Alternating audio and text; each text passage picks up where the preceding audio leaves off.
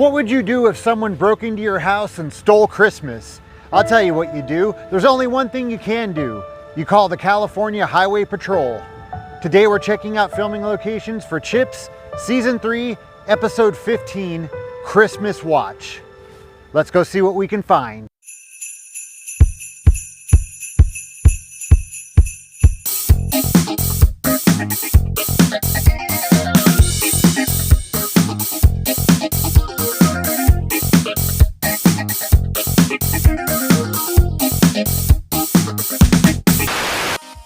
The episode begins with Ponch and Jon pulling into the CHP station and parking their motorcycles in between these two buildings.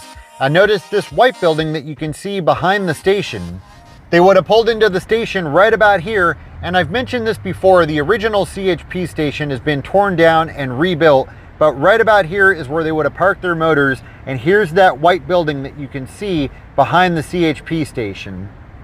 Right behind me is the Greater Missionary Baptist Church, and it's kind of the main focus of this episode. And what's really great about this church is not too much has changed here since that episode was filmed. I mean, they've put a wall and a gate going around the church, and they put a couple of awnings over the doors, but other than that, everything is pretty much the same. Actually, I didn't even notice that the right side of the building has had an addition. If you notice in CHiPs, the front of the building is more of an L shape. So there was a set of double doors on this side of the building, but they were set further back.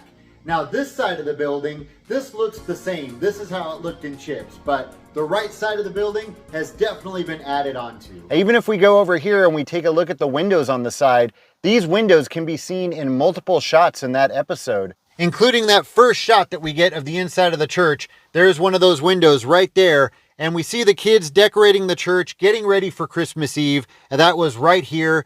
There's that window. There's the door. You can see they've rounded out the area above the stage. But other than that, things are looking pretty similar in here. The new church bell that the kids are so excited for arrives just in time for Christmas Eve. Doris goes over to greet the supposed delivery people. Now this is where things get a bit tricky. Doris and the delivery people were standing right here. Now there used to be a wall here, and this entire area didn't exist yet. This would have been outside. So right about here is where those double doors were, and right next to it was the other stained glass window. However, you can see this electrical panel and this partition in the shot. You can see right there, there's the electrical panel, and there's the partition. Those still exist today. And if we look just to the left of the electrical panel, these two windows can be seen behind the kids when the camera is shooting the other way. So they convinced Doris that the bell has a crack in it and it needs to be repaired, but they can probably have it back in time for Christmas Eve service. So they load the bell into their van, which would have been parked right here in the driveway. And you can see all of these houses next door have changed. However, notice that brick wall, it appears to be the exact same one. The van then backs out of the driveway and heads down the street this way as it passes Reverend Warmer.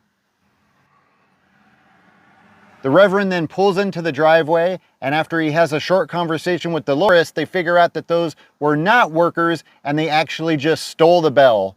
The Reverend then backs out of the driveway. He actually comes peeling out, and he's in a Pinto, so he should probably be careful of how he drives. The Reverend Warmer is now in pursuit of the two crooks, and we see them coming through the intersection of Truman Street and Brand Boulevard, and we see this liquor store on the corner, along with a sign for San Fernando Plaza, which is no longer there. But if we look on the other side of the plaza, the sign still remains. The crooks now notice they're being followed, and they make a right turn onto San Fernando Road, entering the San Fernando Mall, and we see a Santa Claus standing right here on the corner in front of the San Fernando Mall sign. Reverend Warner tries to make the right turn, but he's going too fast and he loses control and he crashes right in front of the Thrifty's Drugs, which is now the Dollar Tree. I'm telling you, the Reverend really had a death wish driving like that in that Pinto, but whatever. Luckily, that's when Ponch and Jon come down the street, passing right by the McMahon's Furniture, which unfortunately is no longer there.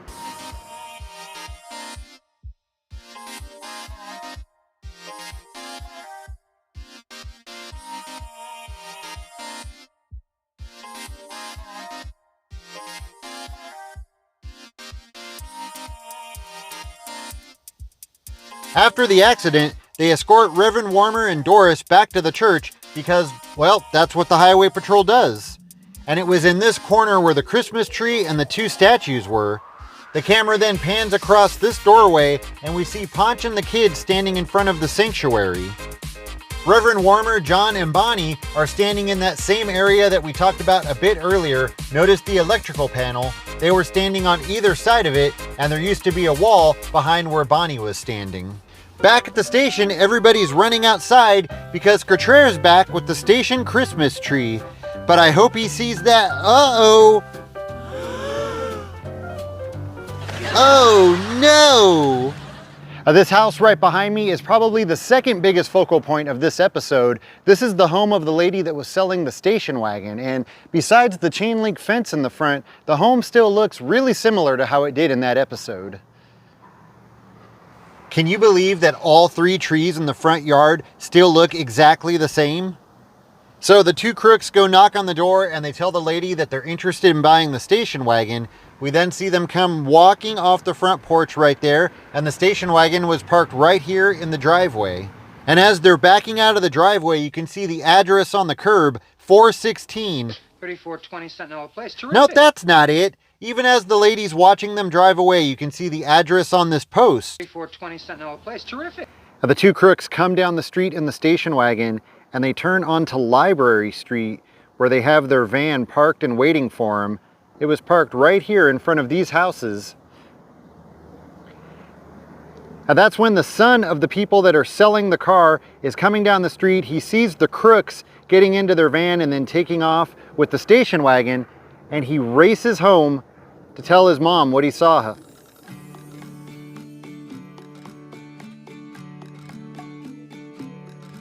Meanwhile, back at the station, all of the officers are decorating and getting ready for the holidays, but Ponch has been feeling really down because he's missing his family and feeling really homesick.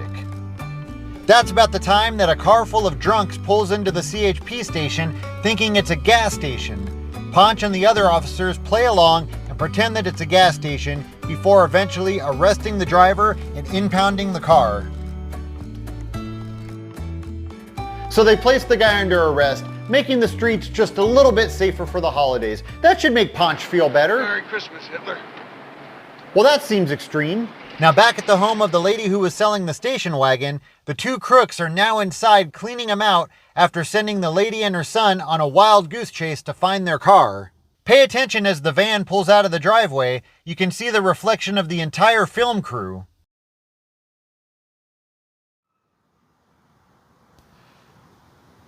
Ponch stops off at the church to pay Doris a visit, and we see them walking out of those double doors that no longer exist.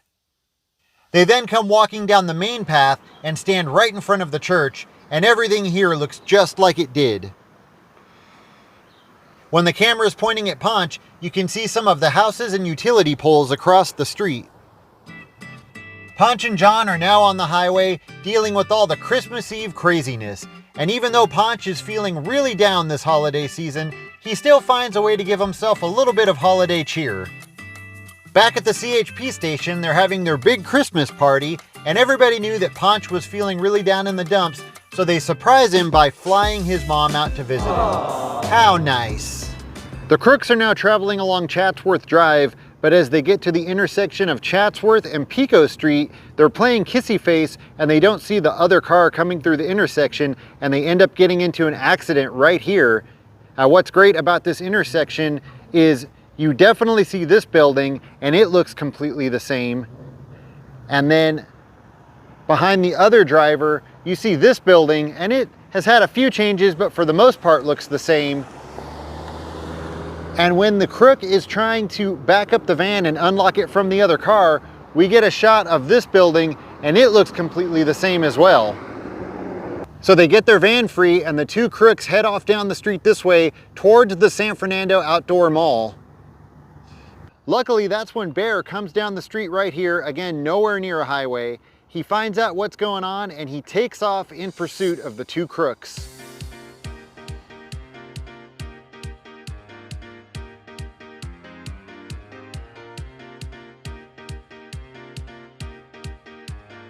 Bonnie's coming down the street right here, passing by a building that was on the corner of Wolfskill Street and San Fernando Road, which is no longer here.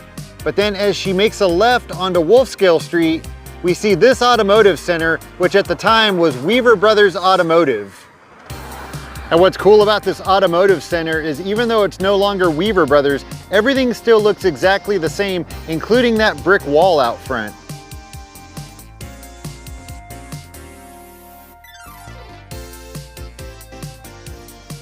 Ponch and Jon come racing around this corner, and when they do, you can see the sign for James's Restaurant peeking up over the building. They then come down First Street this way, and they make a left onto Park Avenue, which is where I'm standing right now, and they head down Park Avenue. Now Ponch and Jon and Bonnie are all traveling down Park Avenue, chasing after the van. And we see the crooks drive right past this park, which looks completely different now, and they then go through this intersection, and luckily the buildings here look the same. So as they come through the intersection, we get a clear shot of this church and this building on the corner. Then as Ponch and Jon come through the intersection, we get a clear shot of this building. Everybody makes a left onto 4th Street. They then take their next left onto Jesse Street.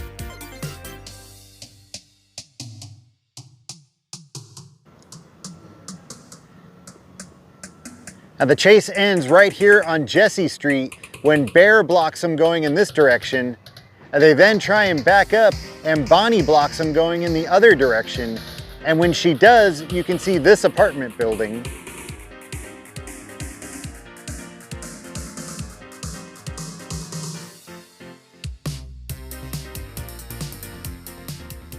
Well, it's Christmas Eve and they've decided to go ahead with service even without the bell. And even though a lot of stuff has changed here at the church, so much is still the same. Look at those 4 vents up there.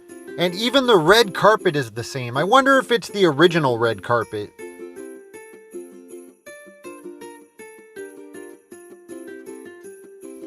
Now this is the side of the church that's been added onto. However, that partition is still there. And check out the wreath on the back wall. Coincidentally, they have one hanging in almost the same spot. Ponch's mom is standing in front of the church waiting for him, but it's after 10 and he's late. She was standing right here in front of the church with Grossman and Harlan. And all of a sudden, an entire group of CHP motorcycles and vehicles comes down the street. They are coming from right over here, and they pull up and they park right in front of the church.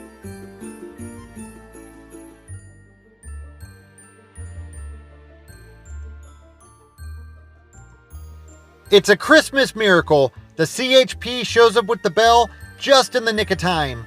They came walking through the set of double doors that used to be located right here, and again you can see this electrical panel and these 2 windows in the shot. The kids are so excited because they now each get to take a turn, giving it a whack just like a Christmas piñata. Everybody's having a wonderful Christmas Eve.